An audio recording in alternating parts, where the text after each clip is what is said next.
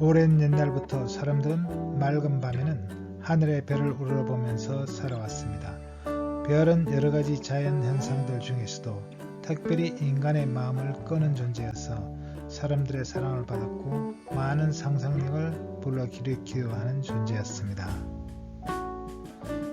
이번 시간에는 별이란 인간에게 어떤 존재인가를 알아보고 밤하늘에는 얼마나 많은 별들이 있으며 그리고 우리 가까이 있는 별들은 어떤 별이 있으며 또 밝은 별은 어떤 별들이 있는지 찾아보도록 하겠습니다. 그리고 하늘의 별들이 하늘에서 어떻게 움직이고 있는지도 알아보도록 하겠습니다.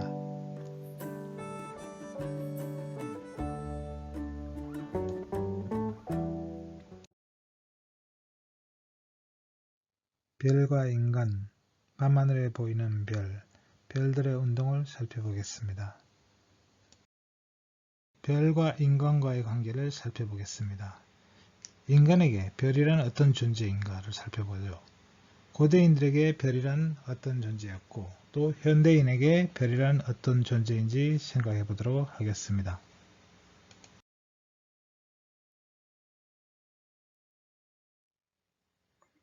고대인들에게 별이란 신비에 쌓인 것이었고 앞날을 예고해 주는 것이었고 계절의 징표였고 방향의 지표였습니다.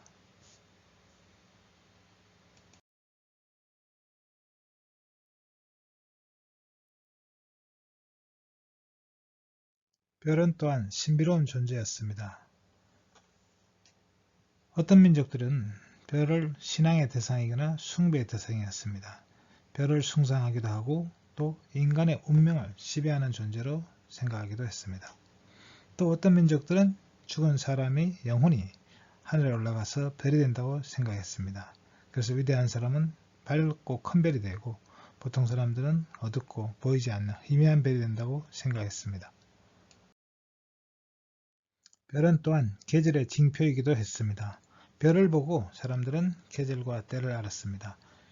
예를 들어서 이집트인들은 나일강이 범람을 했었는데 이 범람하는 때를 이제 알기 위해서 하늘을 관찰해서 시리우스라는 별이 나타날 때 나일강이 범람한다는 걸 알았습니다. 또 보르네오의 어떤 민족은 황소 자리에 있는 플레이아데스 성단, 묘성이라고 부르는데 이 성단이 이제 파종할 시기를 알려준다고 생각했습니다. 별은 방향을 알 수 있는 단서로도 중요했습니다. 특히 넓은 평원을 옮겨당기는 유목민족들이나 넓은 바다를 생활터전으로 삼고 있는 항해민족들이 그랬습니다. 그래서 이 칼데아인은 최초로 이제 별자리를 만든 민족으로 알려져 있습니다. 이 유목민족이 이동할 때 별자리를 보고 이동을 했다고 합니다. 또 폴리네시아인들은 항해민족인데 이 폴리네시아 넓은 지역에 배를 타고 이민을 했습니다. 이때 이제 망망대해에서 별자리가 중요한 방향의 지표가 되었습니다. 인류는 약 2만 5천 년 전에 비름빙기 때 동남아 쪽에서 이제 이 폴리네시아 쪽으로 이주해 갔습니다. 또한 만년 전에는 역시 비름빙기 시대에 이 베링해를 건너서 아메리카로 이렇게 진출하기도 했습니다. 그래서 이 넓은 지역, 폴리네시아라고 부르는 이 지역은 하와이와 뉴질랜드 그리고 이스트섬을 잇는 이런 삼각형 지역인데 이 한 변의 길이가 8,000km가 될 정도로 굉장히 먼 거리입니다. 그리고 여기에 수많은 섬들이 있는데 이 섬과 섬들 사이를 이동해 갈 때 이 별자리를 이용을 해서 이동을 해 갔다고 합니다. 별은 길흉의 전조로도 생각되었습니다. 옛사람들은 혜성이 출현하거나 일식이나 월식 등을 꺼려했는데 유럽에서는 시리우스의 강렬한 빛이 한발과 열병을 불러온다고 꺼려했습니다. 이 별이 시리우스인데 시리우스는 바로 큰 개 자리에 있는 가장 밝은 별이고 또 북반구 하늘에서 전 하늘에서 가장 밝은 별이기도 합니다. 행성 중에는 이제 금성이나 목성이 이제 더 밝을 수도 있지만 그것은 별이 아니라 행성입니다. 별들 중에서는 가장 밝은 별이 시리우스가 되겠습니다. 또한 이제 혜성이 나타나면 이 혜성에 길게 늘어서는 이 꼬리가 나쁜 기운이 모여서 불타는 것이라 생각했습니다. 그래서 혜성이 나타나면 역병이 돈다고 또한 그래했습니다. 중국에서도 점성술이 성행했는데 중국에서는 이제 정갈 자리에 있는 이 안타레스라는 별을 꺼려했습니다. 왜냐하면 이 안타레스가 붉은색의 별인데 지금 이 사진에는 화성이 이제 안타레스 가까이 와 있습니다. 이 안타레스는 정갈 자리에 있는 별이니까 황도성의 별자리죠. 그러니 행성이 이 황도를 따라 움직이니까 때로는 이 화성이 안타레스 가까이 다가오게 됩니다. 그럴 때 이제 두 별이 서로 누가 더 붉은가를 이제 견주는 것으로 보고 이 화성은 옛날 사람들은 별보다 행성이 더 높은 존재라고 생각했습니다. 그래서 이 별의 이름이 안타레스라는 말이 안티아레스입니다. 아레스는 그리스어로 화성을 의미합니다. 그러니까 화성의 안티다 이런 이야기죠. 그러니까 화성에 대항한다 이렇게 생각했기 때문에 이때는 왕이 궁을 배우거나 하면은 정변이 일어날 수 있다 해서 꺼려하던 그런 별이었습니다. 하지만 모든 별이 그랬던 건 아니고 연골 자리에 있는 카노푸스라는 별이 있는데 중국에서는 이걸 남극노인성이라고 부릅니다. 남극노인성이 잘 보이면 왜냐하면 지평선 가까이 있기 때문에 잘 보기 어렵습니다. 천하가 태평해진다 이렇게 생각했습니다. 저는 지평선 가까이 별이 잘 보인다는 건 공기가 맑고 깨끗하다는 뜻이니까 그렇게 해석을 할 수 있겠습니다. 바로 이것이 정갈 자리고 이 정갈 심장 가까이 있는 이 별이 안타레스가 되겠습니다. 그러면 현대인에게 별이란 어떤 존재일까요? 고대인들에게 별이란 미지의 존재였습니다. 현대인들에게 별이란 과학적 탐구의 대상입니다. 그래서 이 별을 통해서 인간은 우주를 알아가고 있습니다. 그래서 별은 과학자들에게 우주의 등대입니다. 저 멀리 있는 우주를 우리에게 알려주는 존재, 그리고 또 우주의 어둠을 밝히는 존재입니다. 별이 없으면 우주는 어둠 속에 쌓여 있을 텐데 그 어둠을 밝혀주는 존재이고 또 별은 물질을 만드는 재료인 원소를 만들어서 우주 공간에 뿌려주는 존재, 이런 존재라고 할 수 있습니다. 별은 우주의 등대라고 할 수 있습니다. 우리는 별이 있음으로 인해서 그곳에 우주가 있다는 걸 압니다. 그렇지 않고서는 우리가 그곳이 우주가 어디까지 뻗어 있는지 우리 은하 너머에 어떤 세계가 있는지 알 수 없습니다. 그런데 거기서 별이 빛을 비춰주기 때문에 우리는 그곳에 우주가 있음을 압니다. 은하가 있음을 알고 또 별의 적색 편의를 통해서 우주가 얼마나 빠르게 팽창하는지도 알고 또 그것을 이용을 해서 별의 밝기와 비교해서 거기까지의 거리가 얼마인지도 압니다. 그래서 별은 우리에게 우주의 크기를 알려주고 우주가 팽창하고 있다는 사실을 알려주고 그리고 그 팽창 속도가 얼마인지를 알려주는 그런 존재입니다. 별은 또 우주의 어둠을 밝히는 등불이라고 할 수 있습니다. 별이 존재하지 않으면 우주는 어둠으로 덮이게 됩니다. 우주는 팽창을 하면서 끊임없이 식어가고 있습니다. 그 가운데 온도를 높여주는 것이 별입니다. 별이 우주를 밝혀주고 또 그 안에 생명체가 살고 또 원소들이 만들어지도록 그런 만드는 존재이기도 합니다. 그래서 별은 핵융합으로 원소를 계속 만들어서 빛나는 천체, 우주의 어둠을 밝히는 천체라고 할 수 있습니다. 별은 우주의 용광로라고 할 수 있습니다. 별은 모든 물질을 구성하는 원소들을 별이 만들어내고 있습니다. 빅뱅으로 만들어진 물질은 수소와 헬륨 정도밖에 없습니다. 수소, 헬륨만으로 만들어지는 물질은 거의 없습니다. 우리는 탄소, 산소, 질소, 실리콘, 철, 규소, 황, 인, 수많은 원소들이 필요한데 이 모든 원소들은 별이 만든 것입니다. 그래서 별은 원소들을 만들어내는 하나의 연금술사와 같습니다. 그리고 그렇게 만들어진 이 원소들이 별이 죽으면서 그 안에 갇혀 있다면 쓸모가 없는 것입니다. 별은 최후의 순간에 엄청난 폭발을 일으키면서 우주공간으로 그 원소들을 퍼뜨립니다. 무려 100광년 넘어까지도 퍼뜨릴 수 있습니다. 그 정도로 별은 일생 동안 핵융합을 통해서 원소를 만들고 그리고 죽는 순간에 그 원소를 우주공간에 퍼뜨리는 그런 존재라고 할 수 있습니다. 결국 이 세상에 생명이 존재하고 행성이 존재하도록 만드는 존재가 별인 것입니다. 별과 인간, 밤하늘에 보이는 별, 별들의 운동을 살펴보겠습니다. 그러면 하늘에 있는 별을 하나씩 살펴보도록 하겠습니다. 밤하늘에 보이는 별들은 우리가 더 먼 곳을 볼 수 있으면 별과 별 사이 공간에 또 다른 별이 나타납니다.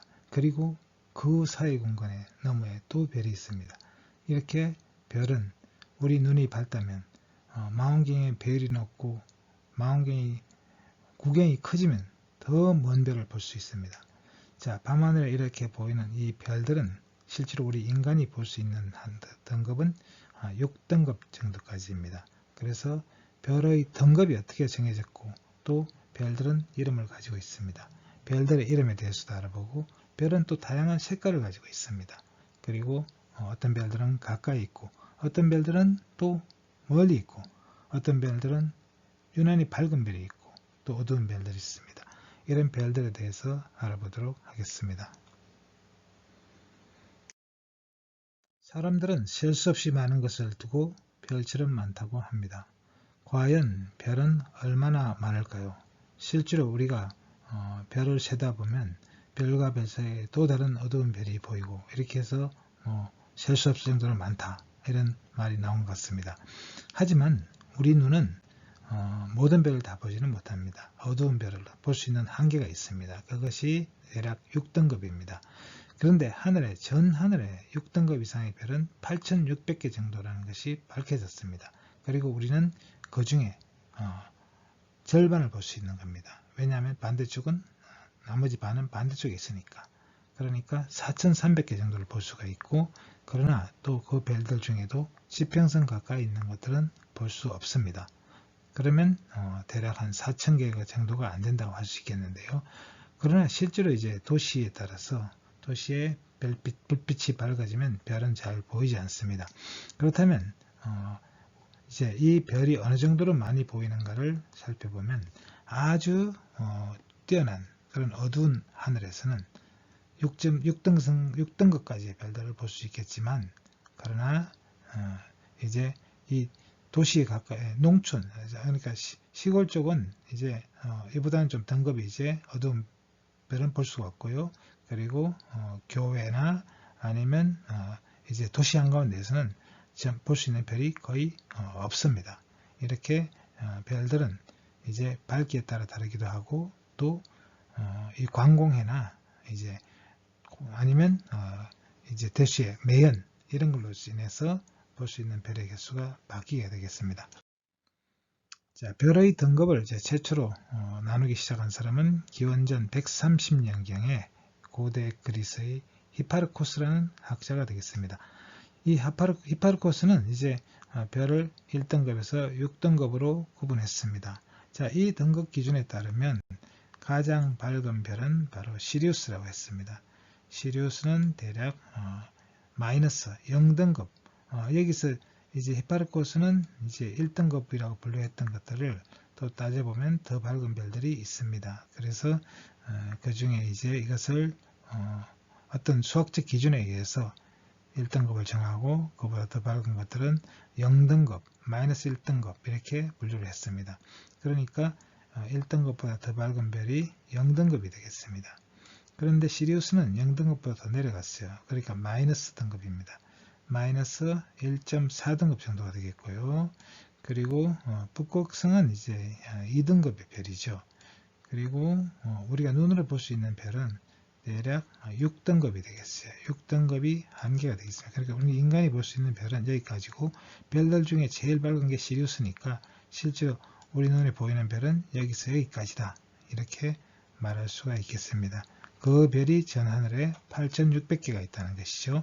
그리고 우리는 그 반쪽을, 아무리 눈이 좋다 하더라도 반쪽을 볼 수 있는데 그것이 4,300개 정도가 되겠습니다. 그렇지만 쌍안경을 이용하면 희미한 별도 볼 수 있는데 10등급까지도 볼 수 있습니다. 자, 망원경이 점점 커지면 커질수록 구경이 커지면 더 많은 빛을 모을 수 있습니다. 어두운 빛을 모을 수가 있죠.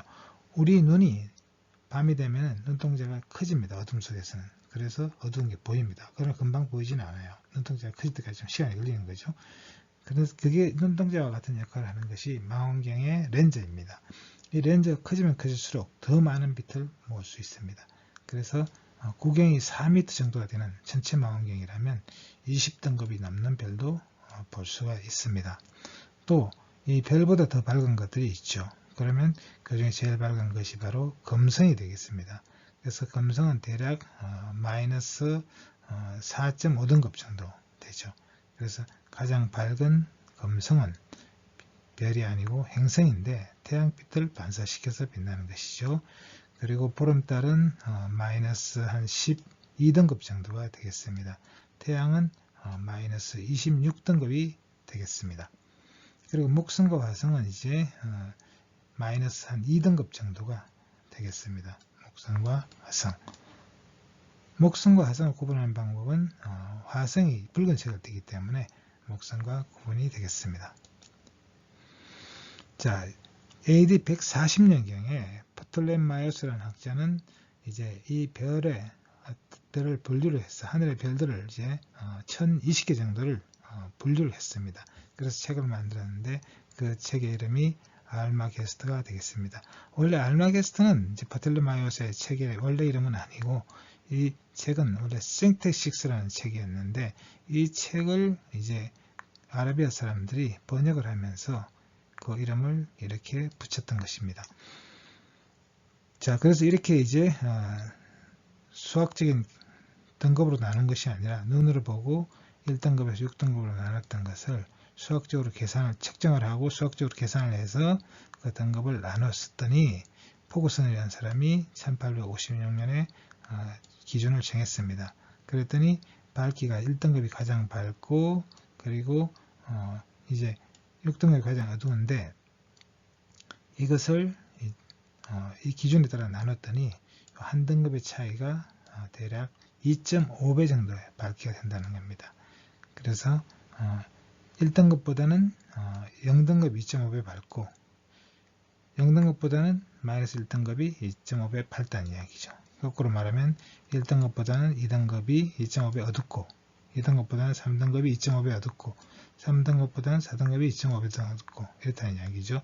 그래서 0등급과 5등급은 대략 100배 차이가 나겠습니다. 밝기 차이가.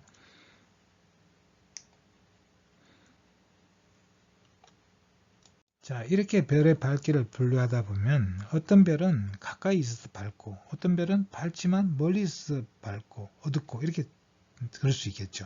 그래서 별을 똑같은 거리에 놓고 밝기를 비교해보자, 이렇게 정해진 것이 절대 등급입니다. 그래서 이런 절대 등급에 따르면 어둡다고 생각했던 별이 오히려 더 밝은 별들이 많이 있습니다. 시리우스는 절대 등급이 밝은 별이 아니라 가까이 있는 별이기 때문에 밝게 보이는 것입니다. 전 하늘에는 얼마나 많은 별들이 보이는지 알아보겠습니다. 우리가 맨눈으로 볼 수 있는 별은 6등급까지인데 이제 마이너스 1등급인 별이 2개가 있습니다. 그리고 0등급 별이 7개, 그리고 1등급인 별이 12개. 통상 이제 1등급 이하의 별을 전부 1등급이라고 이렇게 부르고 있는데 이 별은 전부 21개가 되겠습니다. 그래서 별에 관심이 많은 사람들은 1등급의 별 21개를 다 알고 있습니다. 그래서 흥미있는 학생 사람들은 이 1등급의 별들을 한번 기억해 주시기 바랍니다. 자, 그리고 2등급으로 올라가면 별은 67개가 되고, 그리고 3등급, 4등급, 5등급, 6등급 갔을 때 6등급은 5600개지만 2개는 8600개가 되는 것입니다. 그래서 전 하늘에 맨눈으로 볼 수 있는 게 별이 8600개다 하는 것이죠. 자, 그러면 이제 더 어두운 별은 망원경을 이용해서 볼 수 있는데 작은 소형 망원경으로 볼 수가 있습니다. 그럴 때 뭐 한 14등급까지 볼 수 있는데, 그러면 총 2200만 개의 별을 볼 수 있는 것이죠. 그리고 더 이제 어두운 별들은 대형 망원경을 이용해서 볼 수 있는데, 이렇게 보면은 약 30억 개의 별을 볼 수가 있겠습니다. 자, 이보다 더 어두운 별은 어떻게 보느냐? 이보다 더 어두운 별들은 이제 망원경과 사진 촬영을 해서 이제 볼 수도 있고, 또 우주 공간으로 나가서 이제 우주 망원경으로 보면은 좀 더 어두운 별들도 볼 수가 있습니다. 별의 이름을 알아보겠습니다. 밝은 별은 예로부터 이름이 붙여져 왔습니다. 그래서 그런 이름들을 이제 고유명이라고 부르는데, 약 1000개 정도가 별들의 이름이 정해져 있습니다. 물론 이것은 민족에 따라서 이름이 다르기도 하고 그렇습니다만, 대체로 이제 밝은 별들은 이름이 있고, 또 이것이 이제 별자리를 공유하는 문화권에서 이름들이 그리스식으로 지었다가 아라비아식으로 지어지고, 또 이집트나 라틴어식으로 지어지고, 이렇게 해서 이름들이 복잡하게 되거나, 또 이름이 너무 기니까 줄여서 축약해서 만들기도 하고, 그러다 보니까 어원을 정확하게 모르는 것들도 많이 있습니다. 자, 이런 이름들이 이제 한 1000개 정도가 있는데, 자, 그러면 예를 들어서 시리우스라는 이름이라든지, 시리우스는 이제 뭐 지독한 이런 의미를 가지고 있습니다만, 동양에서는 이걸 이제 하늘의 늑대별, 그래서 천낭성이라고 이제 부르기도 하고요.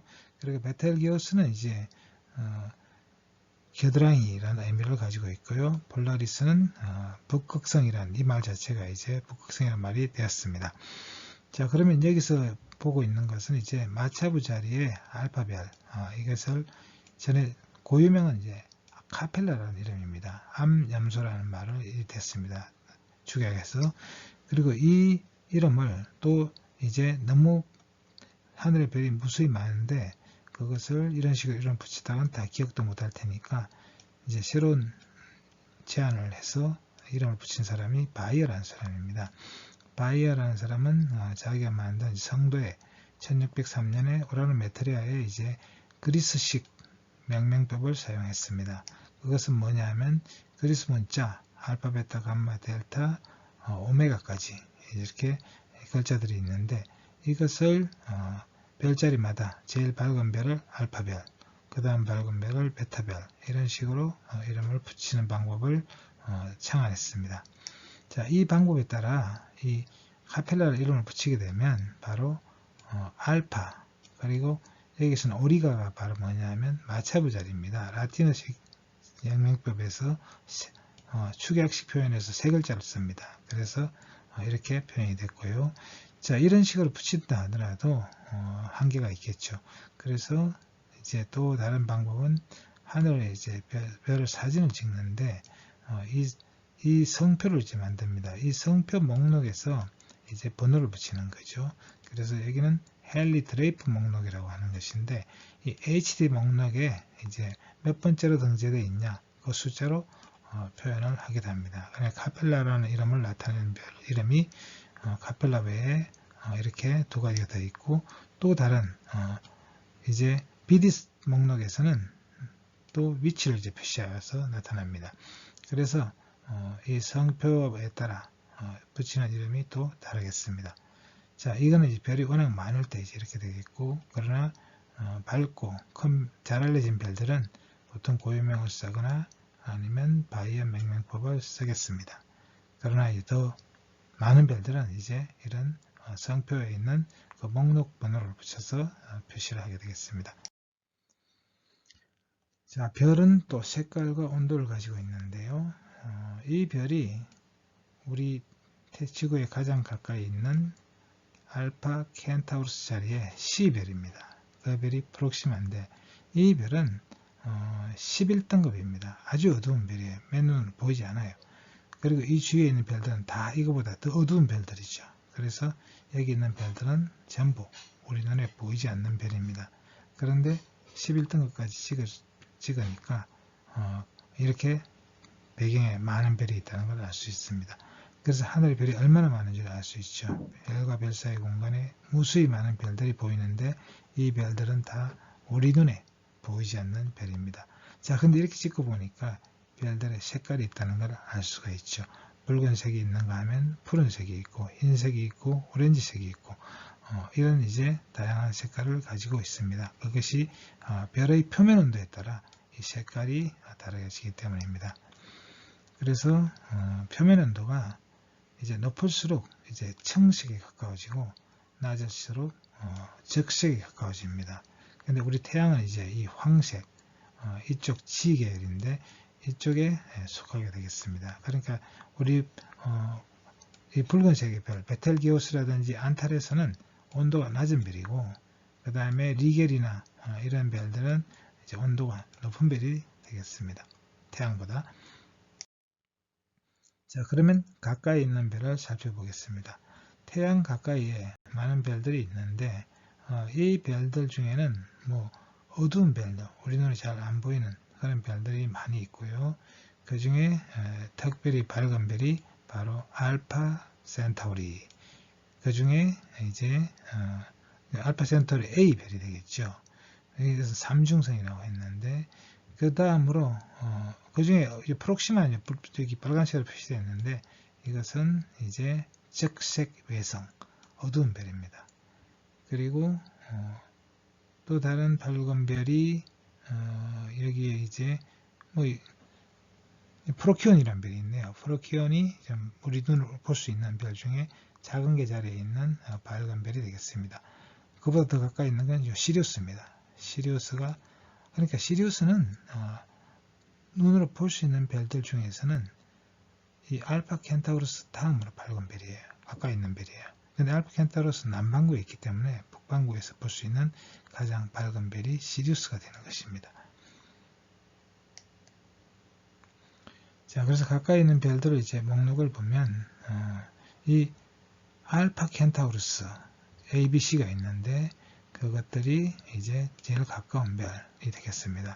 대략 4.3광년 거리에 있습니다. 그리고 그 중에 제일 밝은 A별은 이제 마이너스 0.01등급, 그리고 B별은 1.33등급이고 가장 어두운 별은 11등급입니다. 그래서 이렇게 세 개의 별이 이제 하나의 항성계를 이루고 있는 것을 삼중성이라고 부릅니다. 자, 그 다음에 이제 가까운 별은 바나드 별인데 이 별은 9.5등급이니까 눈에 안 보이겠죠. 그 다음 가까운 건 올프 3호그라는 별인데 13등급이니까 역시 안 보입니다. 자, 이렇게 해서 다섯 번째로 가면 이제 시리우스가 있는데 마이너스 1.4등급입니다. 근데 사실은 시리우스도 이제 쌍성이에요. 이제 두 개의 별이 같이 있는 것이죠. 그런데 하나의 별이 8.6등급이기 때문에 역시 우리 눈에 보이지 않습니다. 자, 그 다음으로 이제 또 어두운 별들이 쭉 있고, 그 다음에 좀 밝은 별이 3등급짜리, 3.7등급짜리가 있는데, 에리다누스 강자리에 이프실론 별이에요. 이프실론 별. 이것이 9번째로 가까운 별이고, 별의 총 개수로 따졌을 때는 13번째로 밝은 별이고, 항성계로 따졌으니까 9번째 항성계가 에리다누스 입실론 별이 되겠습니다. 자, 그 다음으로 또 눈에 보이는 별이 인도인 자리에 입실론 별이네요. 이것이 4.69등급이 되겠습니다. 자, 그리고 이제 또 가까운 별이 여기도 5등급 자리에 눈에 보이니까 이제 백조 자리에 61번 별, 이것도 역시 쌍성이네요. A별과 B별이 있습니다. 그 다음으로 밝은 게 작은 게 자리에 있는 프로키온, 역시 쌍성이에요. 자, 이렇게 보면 별들이 굉장히 쌍성이 흔하다는 걸 알 수 있습니다. 이것은 왜 그러냐면 별이 태어날 때 혼자 태어나지 않고 동시에 별이 태어나기 쉽기 때문입니다.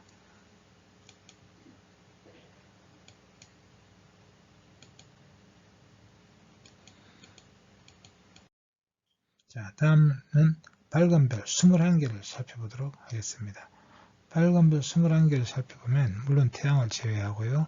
태양은 마이너스 26등급이고 자, 그러면 태양을 제외하고 가장 밝은 별은 시리우스가 되겠습니다. 마이너스 1.46등급이고요.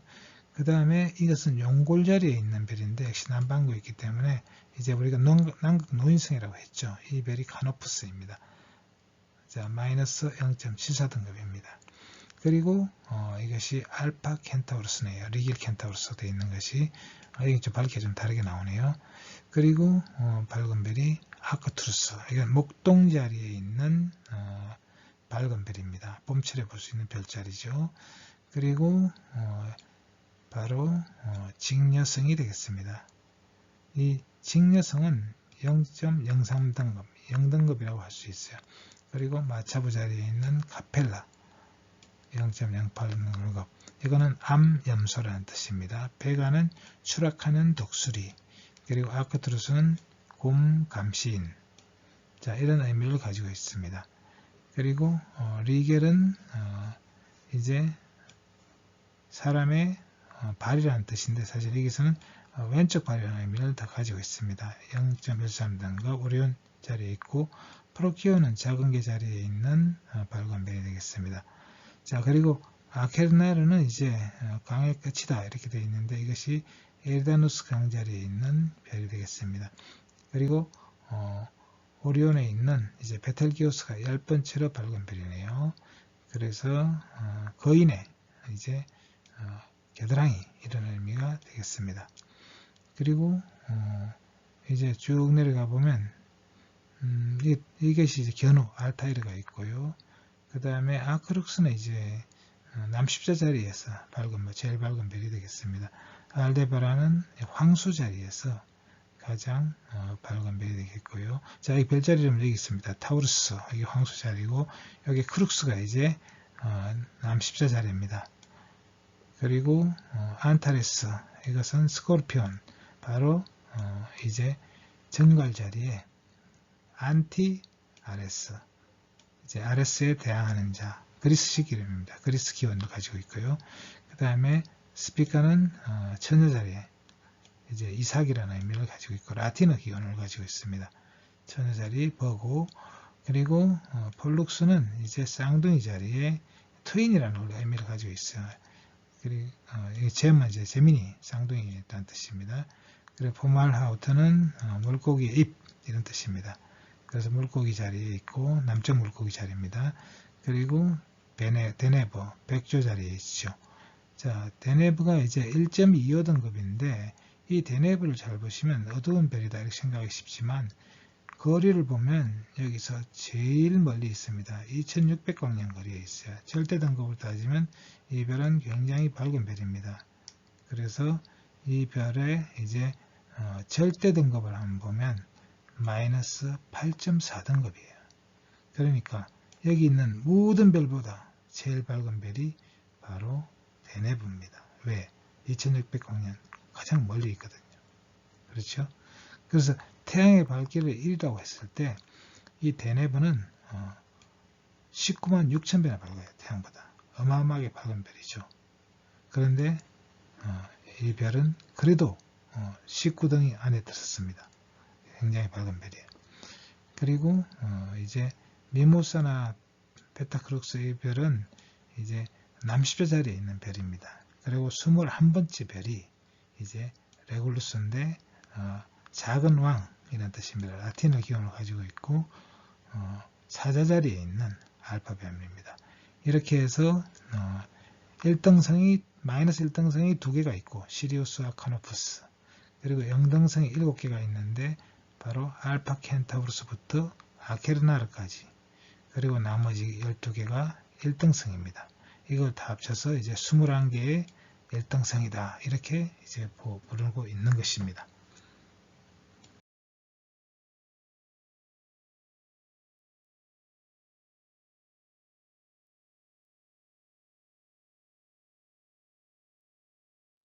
별과 인간, 밤하늘에 보이는 별, 별들의 운동을 살펴보겠습니다. 자, 다음은 별들의 운동에 대해서 알아보겠습니다. 하늘에 보이는 별들은 매 시간 위치가 바뀝니다. 그런데 자세히 보면 이 별과 별 사이의 상대적인 거리는 변하지 않습니다. 별들은 언제나 제자리를 지키고 있는 것처럼 보이지만 사실은 별도 움직입니다. 그것도 아주 빠른 속도로 움직입니다. 초속 10km 이상 이런 속도로 움직이고 있습니다. 그럼에도 불구하고 우리는 그것을 보지 못하는 이유는 별이 워낙 멀리 있기 때문입니다. 그래서 오랜 세월을 두고 보면 별들도 위치가 조금씩 달라집니다. 그리고 이 움직이는 방향이 또 제각각이기 때문에 오랜 시간이 지난 후에 보면 하늘에 별들이 모여 있는 것처럼 보이던 것이 다른 모양으로 바뀌게 됩니다. 현재는 국자 모양으로 보이는 이 북두칠성도 시간이 가면 전혀 다른 모습으로 바뀌게 되겠습니다. 자, 이런 별들의 운동에는 이제 일주운동과 또 고유운동을 크게 나눌 수 있는데, 일주운동은 실제로 별이 움직이는 것이 아니라 지구가 돌기 때문에 별이 매일 밤 별이 이제 동쪽에서 서쪽으로 가는 것처럼 보이죠. 이것은 일주운동이라고 하는 건데, 별이 움직이는 것이 아니라 지구가 돌기 때문에 별이 도는 것처럼 보이는 운동, 북극성 주위로 돌아가는 운동이 일주운동이 되겠고요. 고유운동은 별 자체가 속도를 가지고 있어서 우주 공간을 움직이게 됩니다. 결국 이 별들은 이제 우리 은하의 나선팔에 있는 별들이 대부분이니까, 우리 눈으로 볼 수 있는 별들은 그 별들이 이제 은하 중심 주위를 돌아가는 겁니다. 행성들이 태양 주위를 돌듯이 우리 은하계의 별들은, 대부분의 별들이 은하 중심 주위를 돌아가고 있습니다. 우리 태양도 우리 은하 중심 주위를 돌아가고 있는데 이 한 바퀴를 도는데 약 2억 년이 걸립니다. 그래서 지금 이제 태양의 나이가 46억 년이 되는데, 이 한 바퀴 도는데 대략 2억 3천년 정도 걸립니다. 2억 3천년 정도 걸리는데 대략 이제 20바퀴를 은하 중심 주위를 돌았다고 할 수 있습니다. 그러면 일주운동을 살펴보겠습니다. 별은 겉으로 보면 동쪽에서 떠올라서 서쪽으로 지는 것처럼 보입니다. 그렇지만 실제로는 지구가 서에서 동으로 자전하고 있기 때문에 그렇게 보이는 것일 뿐입니다. 하루 동안 하늘을 움직여가는 별의 운동을 일주운동이라고 부르는데, 이것은 이제 결국 천구 북극성 주위를 한 바퀴 도는 운동이 되겠습니다. 그래서 천구 북극 가까이 있는 별들은 지평선 밑으로 지는 일이 없죠. 그래서 이런 별들은 계속 보이는데, 이런 별들을 주극성이라고 합니다.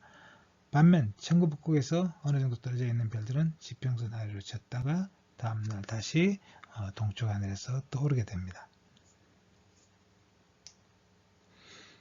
자, 그래서 이제 이렇게 한 바퀴 도는 운동, 이것은 우리는 하루가 지나면 24시간이지만 별들은 한 바퀴 지나서 다시 원래 위치로 오는데 이것이 이제 23시간 56분 정도가 걸립니다. 그러니까 우리 하루 24시간보다 4분 정도가 짧습니다. 그럼 왜 우리는 4분이 더 걸리느냐? 그것은 지구가 태양 주위를 공전하기 때문에 하루에 돌아가는 거리가 이제 자전하는 거리로 따지면 4분 정도의 시간이 걸립니다. 그래서 우리는 이제 4분 정도 지나가서 다시 태양을 하늘 가운데 와야 되니까 그 시간이 더 걸립니다. 별을 기준으로 했을 때는 23시간 56분이지만 태양을 기준으로 했을 때는 시간이 더 걸리는 것이죠. 자, 그런 이유 때문에 이제 별은 매일 이제 원래 태양이 중천한 위치로 다시 와보면 별은 이미 떴습니다. 4분 전에. 그렇기 때문에 별이 매일매일 4분씩 일찍 뜬다고 할 수 있습니다. 그리고 한 달이 지나면 2시간 일찍 뜨고, 한 계절이 지나면 6시간이 일찍 뜨게 됩니다. 그래서 별자리가 바뀌게 되는 것이죠. 초저녁에 보이는 별자리가 6시간 지나에 떠서 지나가 버렸잖아요. 그럼 그 이후의 별자리를 우리가 보게 되는 거죠. 그래서 계절이 바뀌면 별자리도 바뀌게 됩니다. 서서히 이제 바뀌는 거지만 계절이 바뀌면 확연히 이제 드러나게 되는 거죠. 자, 그런데 별은 또한 고유 운동을 하고 있습니다. 이 고유 운동은 초속 10에서 20km 정도가 됩니다. 굉장히 빠른 속도죠. 그래서 이제 이 별들은 이제 제각기 다른 방향으로 운동하고 있습니다. 그래서 여기 북두칠성을 이루고 있는 이 별들이 각각 다른 방향을 이제 움직이고 있기 때문에 이것이 이제 5만 년이 지나면 북두칠성의 모양이 좀 찌그러졌습니다. 그리고 또 이건 5만 년 전입니다. 5만 년 전이고 5만 년 후에는 이제 이렇게 펼쳐진 모양이 되겠습니다. 그래서 지금 보고 있는 것은 5만 년 전과 5만 년 후 그 사이에 있으면서 국자 모양과 비슷하게 보이는 것입니다. 별과 인간, 밤하늘에 보이는 별, 별들의 운동을 살펴보겠습니다.